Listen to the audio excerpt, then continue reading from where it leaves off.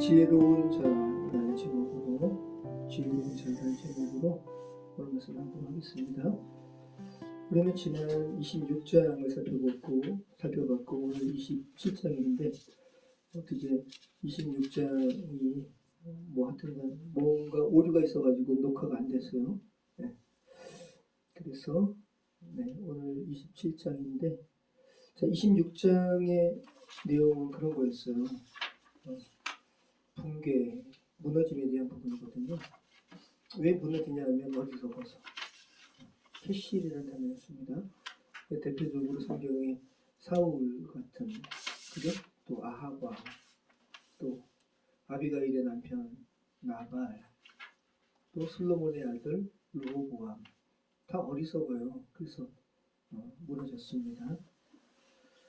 자, 오늘은 참 좋은 말씀이 진짜 하나님의 섭리 가운데 정말 이렇게 놀랍도록 편집된 것 같아요. 오늘은 그 무너짐의 극복에 대한 부분이에요. 자, 우리는 때로 우리가 무너졌을 때 망한 것으로 우리가 얘기할 때가 있어요. 근데 무너짐 이코르 망함이 아닙니다. 정말 망한 것으로 여기면 진짜 망하는 거예요. 그래서 망하는 것과 무너짐의 차이가 뭘까요? 그렇죠. 무너짐은 뭔가 이렇게 구조가 이렇게 문제가 있기 때문에 그럼 무너짐, 이게 피동적으로 본다면 무너뜨려짐을 당하는 거거든요. 누가 무너뜨리시는 거예요. 우리는 고백할 수 있는 거죠. 하나님께서 무너뜨리시는 거예요. 그럼 우리가 그러니까 하나님 안에 있는 자는 망하지 않아요. 그죠? 그러니까 망한다는 표현 하고 나면 안 되는 거죠. 주께서 우리를 무너뜨리심은 하나님이 어떤 것을 채우시기 위해서 구조를 새롭게 하기 위해서 무너뜨리신다는 거 여러분 기억하시기 바라요. 제가 한 20년이 이제 20여 년 되는 것 같네요. 지금 정리가 이제 20살 되는 거니까. 그 인천에서 제가 이렇게 자이아파트, 송도의 자이아파트 공사 현장에 제가 한 3개월을 일을 했는데 기술이 없으니까 그래서 그때 이제 일한 것으로 저희 이제 그때 지금 폐차한 스타렉스를 제가 산 거죠. 그런데 이제 제가 기술이 없으니까 닥트 팀에 들어갔다가 또 거기서 저를 부르면 작구 역할을 하는 거예요. 그래서 쓰기도 하고. 근데 이제 뭐를 거기서 한 번은 저희한테 저 말고 또 다른 사람도 있으니까 뭐를 맡겼냐면 콘크리트를 이렇게 붓잖아요. 그죠? 자이아파트. 자이아파트가 참, 저 그래서 자이아파트를 보면 꼭 제가 진 것 같아요. 자이아파트가 멋있어요. 색깔도 톤도 멋있고. 그렇잖아요. 그죠? 근데 뭐를 저한테 이렇게 시켰냐면 콘크리트를 부으니까 미세하게 이렇게 배부름이 있어요. 이렇게 해도 그 배부름을 다 깐 거를 그러면 층계에다 앞에다가 놔요. 제일 처음에 보면 별거 아닌 것 같아. 조금이에요. 근데 자이아파트가 좀 높아요. 층마다 다 있는데 맨 위에서부터 그거 담아가지고 자루에다 놓다가 맨 아래층에 와 진짜 어깨가 너무 아프더라고. 그 일종의 무너뜨리는 거잖아요. 그래야지 자이아파트가 예쁘게 그 마감할 수 있으니까 약간 배부분도 다 이렇게 까내기 하는 거죠. 까내려가는 거죠. 우리의 삶에 그렇게 무너짐이라는 게 있습니다. 그죠? 하나님께서 허락하시는 거예요. 자, 그래서 주께서는 쌓지 않으세요. 어떤 사람에게 먼저 무너뜨리세요. 하나님의 것을 채우시기 위해서. 그래서 오늘 말씀은 무너짐을 경험한 이들이 어떻게 다시 세워지는가에 대한 말씀입니다. 자, 26장의 어리석음이 무너진 이후 다시 존재가 회복되어지는 과정을 말씀하고 있는데 잘못 말씀으로 한다면 뭐가 되겠습니까? 지혜로운 자로의 회복. 그래서 오늘 제목을 제가 지혜로운 자라고 정했습니다. 그래서 지혜로운 자는 어떤 자인가? 27장 우리 1절로 2절 한번 읽어볼까요? 같이 읽겠습니다. 너는 내일 일을 자랑하지 말라. 하루 동안에 무슨 일이 일어날지 내가 알 수 없습니다. 타인이 너를 칭찬하게 하고 내 이유로는 하지 말며 외인이 너를 칭찬하게 하고 내 이익으로는 하지 말지니라. 네. 그래서 지혜로운 자는 자기 확신으로 똘똘 뭉친 자가 아니라 하나님 앞에 겸손한 자입니다. 그래서 내 일을 자랑하지 않아요. 근데 어리석은 자들은 내 일을 자랑하죠. 자기한테 뭔가 내 일도 자기 소유 안에 자기의 어떤 권리 안에 있다고 생각을 하는 거예요. 그래서 자랑합니다. 근데 그것은 하나님께서는 어리석은 자라고 이야기하죠. 예수님께서도 그죠? 이 어리석은 자에 대해서 정확히 오늘 저번 말씀과 같은 비유라고 해야 되나요? 말씀하셨죠. 누가복음 12장 19절로 20절에 같이 읽겠습니다. 또 내가 내 영혼에게 이르되 영혼아 여의 쓸 물건을 많이 쌓아두었으니 평안히 쉬고 먹고 마시고 즐거워하지 아니하되 하나님은 이르시되 어리석은 자여 오늘 밤에 내 영혼을 도로 찾으리니 그러면 내 중요한 것이 누구의 것이 되겠느냐 하셨으니. 네, 이 사람이 부자예요. 너무 부자라서 곡식을 어디 넣어야 되는데 곡간이 이제 옛날 거라 낡아가지고 걱정하는 거죠. 이거 어떡하지? 그래서 잘 됐네. 새로 짓자. 그럼 이제 좀도 먹지 않고 그래 든든하게 이렇게 하자 그랬더니 하나님께서 말씀하시는 거예요. 야, 내 영혼아, 응? 너가 이제 너 스스로 영혼도 너 거라 착각해가지고 내 영혼아 여러 해서 물건을 많이 쌓아두었으니까 이제 평안히 쉬고 먹고 마시다 즐거워하자라고 스스로에게 이렇게 이야기한단 말이죠. 거기에 대한 하나님의 평가는 어리석은 자라는 거예요. 오늘 밤에 내 영혼을 도로 찾으리니라고 하는 거잖아요. 그러니까 우리의 영혼이 우리는 우리 것이라 착각을 하는데 하나님의 것이라고요. 그러면 너가 그렇게 준비한 것이 누구의 것이 되겠느냐. 우리가 이러한 어리석은 자의 그런 이야기들을 인생사 가운데 역사 가운데 우리가 많이 봅니다. 자, 그래서 지혜로운 자는 어떤 능력 있는 자가 지혜로운 자가 아니라 어떤 위치, 포지션을 잘 정하는 자, 그 포지션 안에 있는 자가 지혜로운 자예요. 그죠? 하나님 아래에 위치하는 자. 하나님 아래에 위치하는 것을 아는 자는 함부로 내 일을 자랑하지 않죠. 왜냐하면 내 일이 나의 어떠한 뭐라 그럴까 그 컨트롤 하에 있지 않다는 것을 알기 때문에 그게 지혜로운 자입니다. 자, 두 번째 지혜로운 자는 혼자 고립되어 있는 자가 아니라 관계 속에서 다듬어지는 자입니다. 오늘 잠언 27장이 그 말씀을 위주로 하고 있어요. 지혜로운 자는 혼자 있는 자가 아니다.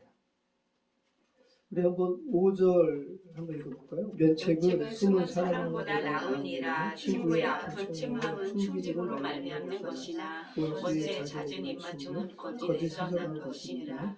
기름 향이 사람의 마음을 즐겁게 하나니 친구의 충성된 권고가 이와 같이 아름다우니라. 내 친구와 내 아비의 친구를 버리지 말며 내 환난 날에 형제의 집에 들어가지 말지어다. 가까운 이웃이 먼 형제보다 나으니라. 내 아들아 지혜를 얻고 내 마음을 기쁘게 하라. 그리하면 나를 비방하는 자에게 내가 대답할 수 있으리라. 그래서 우리가 읽은 건 뭐냐면 관계를 얘기해요. 친구가 나오잖아요. 친구가 나와요. 이 친구라는 말이 이제 레아라는 건데 그 야곱의 부인 라헬과 레아한테 그 레아가 아니라 이웃을 의미합니다. 이웃, 친구. 그래서 단순한 친구가 아니라 하나님을 인식하는 가운데 서로를 형성하는 존재예요. 그럴 때 유익이 되잖아요. 그죠? 이게 친구예요. 그래서 오늘 말씀은 계속해서 친구의 책망은 충성된다. 또 우리가 17절 앞으로 읽겠는데 거기 보면 철이 철을 날카롭게 한다 라는 말이 있잖아요. 그래서 사람이 그의 친구의 얼굴을 빛나게 한다. 그래서 관계성 속에서 우리가 지혜로워지는 거지 혼자 있으면 지혜로워지지 못해요. 어리석어집니다. 그래서 캐실과 대비가 되는 거예요. 그래서 어리석은 자는 교정을 거부해요. 누군가가 막 당신 이런 거 좀 잘못된 것 같아 라고 교정을 이야기하면 그게 책망처럼 들려가지고 거부합니다. 그런데 지혜자는 책망을 수용하죠. 여러분 잘 아시는 것처럼 다윗이 그렇잖아요. 사울은 사무엘의 책망을 거부했어요. 그리고 사람들을 더 두려워해가지고 지금 사무엘 제사장님이시요. 지금 저를 그렇게 책망하는 건데 지금 이스라엘 백성이 나를 보고 있는데 좀 저와 함께 이 제사 좀 얼굴을 좀 백성들에게 보이시죠. 이렇게 사람을 두려워했어요. 근데 다윗은 책망을 수용해요. 그죠? 바세바와의 동침으로 인해서 나단 선지자가 와서 책망하잖아요. 그 양이 100마리 있는 사람이 누가 손님이 왔는데 자기 양 100마리에서 대접하지 않고 양 한 마리 있는 이웃의 것을 뺏어서 대접했단 말이죠. 이 사람 어떻게 할까요? 라고 했더니 다윗 왕이 뭐라 그래요?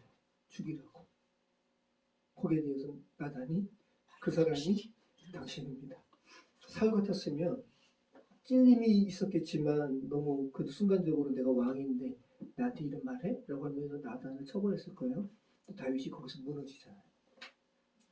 망하는 게 아니라 무너지는 거예요. 그래서 다윗이 지혜로운 자에 사울과 대비되는 자에 이렇게 반열에 오르는 거죠. 무너지는 거예요. 다윗이 한 행동은 어리석은 일들이 많아요. 남의 여인과 동침하는 것은 우리가 저번 말씀 봤지만 이거는 불 속에 들어가는 거라고 하잖아요. 그 남편의 그 질투 가운데 아주 대표적인 어리석은 행위란 말이죠. 그런데 무너져요.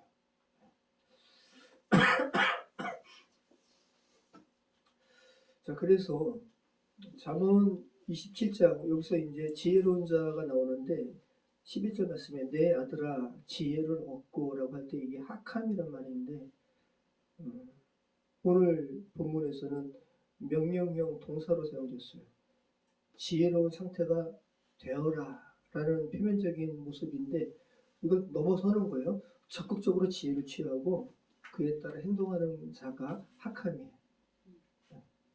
그래서 이게 기술과 관련된 말인데 성막을 만드는 기술자 또 배를 저는 사공의 노련함을 이야기할 때 이 학함이라는 말이 쓰여요. 그 성막을 만드는 지혜로운 자가 누가 있었죠? 오홀리압? 그죠? 네, 부살레. 여기 학함 쓰이는 거예요. 지혜로운 자. 그래서 인생을 살아가는 숙련된 기술, 이게 지혜로운 자를 의미하는 학함입니다. 분별력과 판단력이 좋고 옳고 그름에 대해서 하나님의 마음으로 잘 분별하는 거예요. 그리고 상황에 따라서 적합한 행동이 무엇인지 아는 사람, 이 사람이 지혜로운 자죠. 그리고 그것을 실행에 옮길 수 있어야 돼요. 그죠? 실행에 옮기는 능력까지도 다 포함된 자가 지혜로운 자입니다. 자, 우리 17절, 19절 한번 같이 읽어보겠습니다. 같이 읽겠습니다. 철을 날카롭게 하는 것 같이 사람이 그 친구의 얼굴을 빛나게 하는 물에 비치며 얼굴이 서로 같은 것 같이 사람의 마음도 서로 비치느니라. 여러분 이게 철을 날카롭게 하려면 서로 이렇게 부딪혀야 돼요. 그죠? 그럴 때 뭐가 튀어요? 불꽃이 튀죠? 마찰과 열이 발생해요. 그래서 공동체 안에서 부딪힘을 성경이 이렇게 권면하거든요.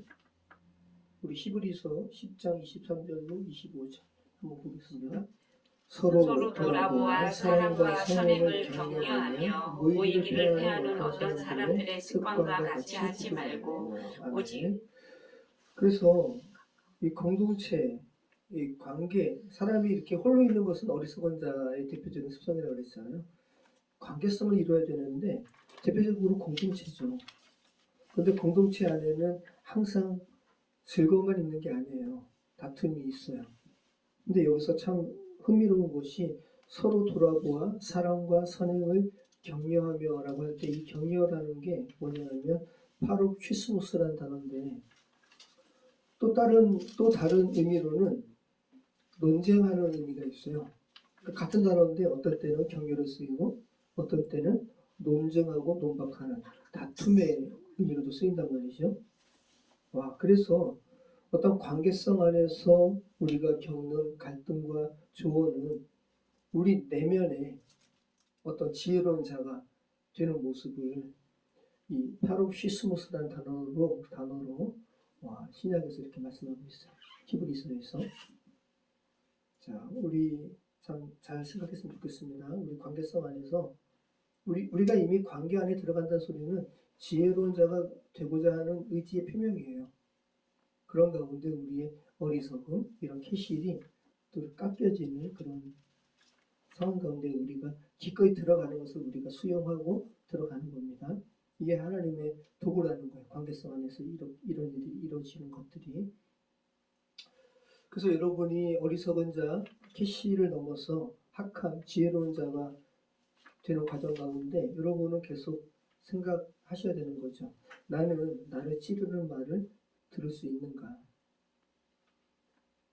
그것을 아프다고 또 똑같이 이렇게 하는 게 아니라 진짜 좀 짜증이 나지만 나 찌르네.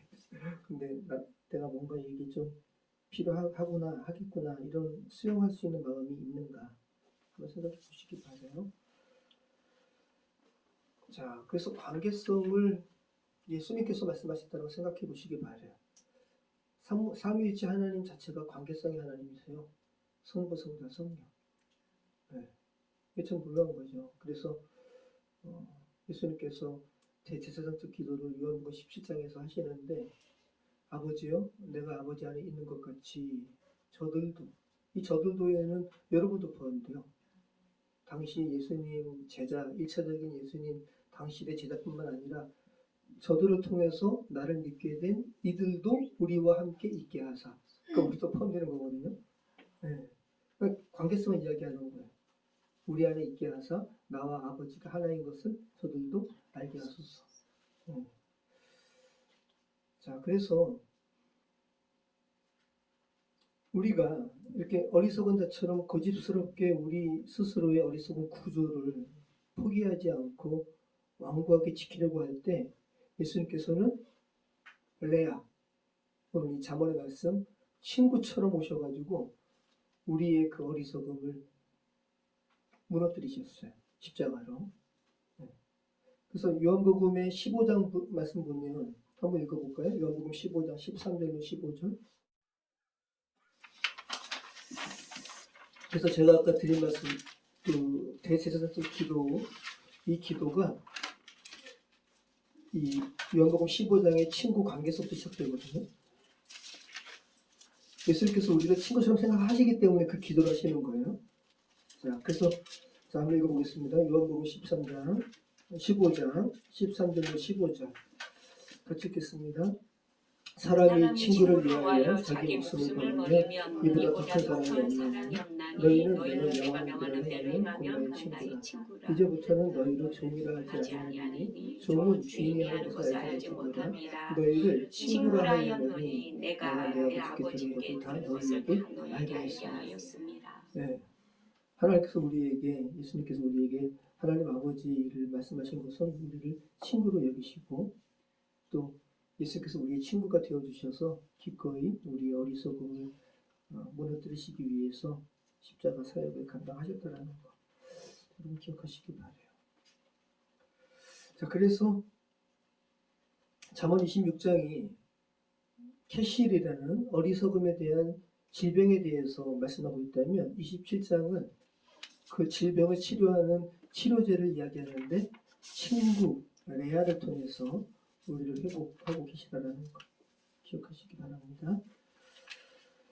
자, 계속 그래서 우리가 어리석음에 우리가 이제 혼자 있으면 그것으로 우리는 망합니다. 왜 혼자 있기 때문에. 그죠? 누가 세워질 수가 없어요. 그런데 우리가 관계성 안에 있으면 넘어지는 것을 누군가 부축해서 이렇게 세웁니다. 그래서 오늘 잠언 말씀 보면 관계 이탈의 위험에 대해서도 이렇게 말씀을 하고 있잖아요. 27장 8절 한번 읽어보시겠어요? 27장 8절 같이 읽겠습니다. 고향을 떠나 유리하는 사람은 모든 자들 떠나 떠도는 새와 같으니라. 네, 관계성 속에서 이탈하는 것에 대한 경고를 그것도 지금 어리석음으로 너 지금 달려가는 거야 라고 경고하고 있다는 거. 계속 기억하시기 바래요. 우리가 아까 읽은 것처럼 19절 말씀 보면 물에 비치면 서로 얼굴이 서로 같은 것 같이 사람의 마음도 서로 비치느니라. 우리 마음은 우리 혼자 있으면 우리 마음이 어떤 건지 알 수가 없어요. 인간의 진짜 모습은 관계성 속에서 드러나요. 숨길 수가 없어요. 그죠? 숨기고 싶은데 결국은 드러나요. 그 안에서 갈등이 일어나고 또 똑같은 상황 속에서 또 격려가 일어나고 그렇게 성숙해지는 거예요. 그리고 그렇게 성숙해진 지혜로운 자는 세상에 하나님의 모습을 그만큼 보여요. 우리가 세상에 그런 존재라는 거예요. 우리가 어리석은 자, 캐시에 계속 머물러 있으면 하나님의 마음을 세상에 해낼 수가 없어요. 그죠? 우리가 기독교인이든 기독교인으로 불리지 않든 그건 호칭이니까 우리는 다 하나님의 형상으로 지음받은 존재이기 때문에 어떤 사명이 있는데 그죠? 100달란트를 받든 2달란트를 받든 그걸 떠나서 다 사명이 있어요. 왜냐하면 그만큼 하나님의 형상을 세상에 번역해내야 되는 그런 의무가 있단 말이죠. 사람마다. 근데 그게 잘 안 돼요. 네. 구부러져가지고 뭔가 이렇게 왜곡돼가지고 기스나고 막 뭔가 그래서 깨지고 굳어지고 이런 여러 것들이 막 복합적으로 엉켜가지고 왜곡된 소리가 나고 파열음이 나는 거예요. 어리석은 소리가 나는 거예요. 그 파열음 다른 말로 하면 전문 말씀으로 하면 어리석은 소리. 진짜 어리석죠, 그죠? 선율이 아주 좋다가 갑자기 어리석은 소리가 나는 거예요. 자, 그럴 때 하나님께서 어떻게 하십니까? 네. 다시 무너뜨리시고 바른 소리로 낼 수 있도록 재정렬하십니다. 자원 말씀은 계속 그런 거였어요. 하나님께 정렬된 존재를 그렇게 가게 하시고 그럴 때 점점 원음에 가까운 소리를 내죠. 그죠? 그런 자가 오늘 본문의 지혜로운 자의 학합. 자, 오늘 본문이 다 그런 내용입니다. 여러분 어리석은 소리를 지금까지 내셨는데 또 내고 있고 앞으로도 그런 소리 내겠죠. 그런데 계속 조금씩 하나님 안에서 다듬어주면서 어리석은 소리가 아니라 원음에 가까운 소리를 내시는 저희로 대상이 되었으면 좋겠습니다. 기도하겠습니다. 참 좋으신 하나님 감사합니다. 지혜로운 자녀는 자원의 실수의 말씀을 통해서 주님께서 한 사람 한 사람 우리라는 그런 어떤 통을 통해서 세상에 내보내시기를 원하시는 그 의를 우리가 누리고 있는 것입니다. 저희 생각을 되돌아봅니다. 아버지 하나님, 저희 안에 왜곡됨이 있고 또 딱딱하고 날카로움이 있고 너무 어리석은 것들도 가득 차 있습니다. 주님 함께해 주셔서 부드럽게 하시고 또 제거할 건 제거하게 해주셔서 하나님의 소리가 우리를 통해서 그만큼 세상의 소리를 내는 우리 인생 되게 해주시옵소서. 예수 그리스도 이름으로 기도합니다.